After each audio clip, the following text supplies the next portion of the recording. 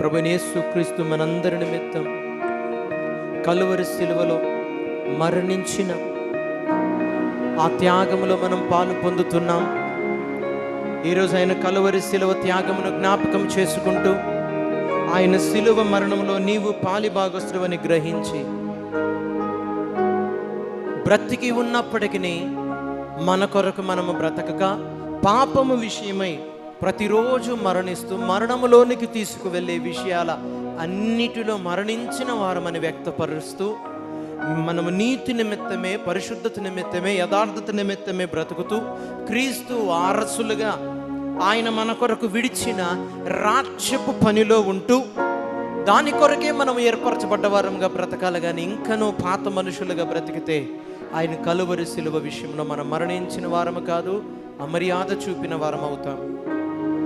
ఈరోజు ప్రభు సన్నిధిలో మనం అప్పగించుకుంటూ, యేసయ్య నీ కొరకు నా జీవితాన్ని అప్పగిస్తూ మరొకసారి నీ నామమున నేను ముందుకు వెళ్తానని చెప్పి దేవుని సన్నిధిలో మనం ముందుకు వెళ్దాం.